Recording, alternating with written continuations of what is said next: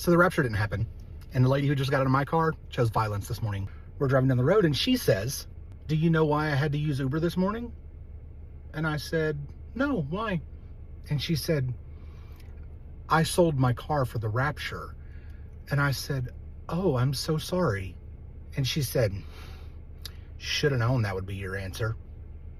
And I was like, "Pardon?" And she said, "You don't love the Lord, do you?" "Ma'am." "What?" I said, "Yeah, I love the Lord a lot." She said, "Did you think the rapture was going to happen?" And I said, "Honestly, no."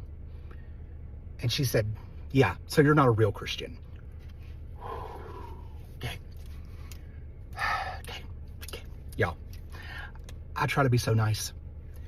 I really want a tip. I do, because I need money to pay bills. And I really want a 5-star review because I've given over 18,000 rides and have a 5-star review still. So I would like to keep it that way. But today, no, not today. You can give me a 1-star. And I said, "Can you please explain to me what you think the difference is between real Christians and fake Christians?"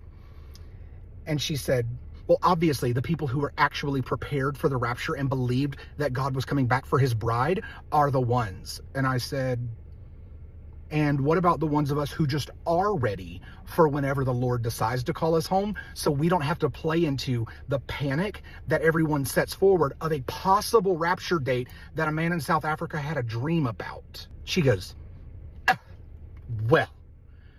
I said, "Ma'am, I have been a Christian for the majority of my life.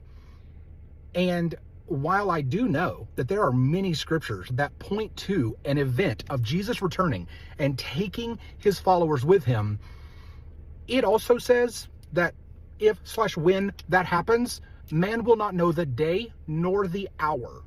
So what made you think that a guy in South Africa was going to have a dream that it was going to happen on one of 2 days and we were suddenly going to be called up to glory?" And she said, "You seem to be getting really defensive." And I said, "You called me a fake Christian. So yeah, I'll get defensive about who I am as a human.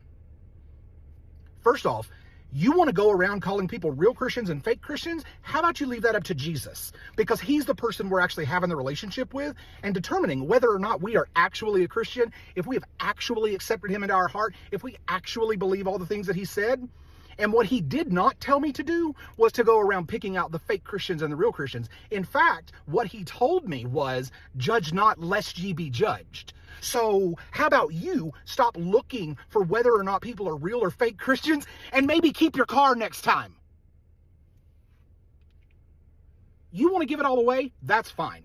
You want to sell it all and really hope that God comes back today? That's incredible. What you're not going to do is get in my car when we're done and then be like, "Oh, well, you must not be a real Christian because you didn't believe it happened." It didn't happen. So then she says, "Well, that was just a test." A test? For what? She said, "To make sure that those of us that he was going to call home are actually ready when the day appears." I said, "Sweetheart, that's the way you're supposed to live your life every day. You're supposed to live every single day as if heaven is your home. You're supposed to live every single day as if the relationship that you have with the creator of the universe is what is fueling everything you do and everything you say." What I'm not going to do is be a jerk and try to pick out whether or not you're a real Christian or a fake Christian because you sold your car in hopes the rapture was happening. Why'd you sell it? Why didn't you just give it to someone in need? You didn't need the money. You couldn't take that with you in the rapture. But what I am going to ask you to do is spend a bit more time in prayer and in reading your Bible to actually determine whether or not the relationship, I lost an earring on that one, sure did, whether or not the relationship that you have, I lost the back too, whether or not the relationship that you have with Jesus is real or not. Because what I can tell you is that the God that I serve and the God that I read about doesn't tell me to go around getting into arguments with people and trying to make them feel less than. Do I want the rapture to happen? Take me to glory, Jesus. This earth is not my home. Heaven is my home. The relationship with Jesus is my most important relationship on this earth. The way that I show up and the way that I treat people every single day is testament to the relationship that I have with God. And the one thing that my Jesus never told me to do was to get into a random person's car and try to make them feel less than.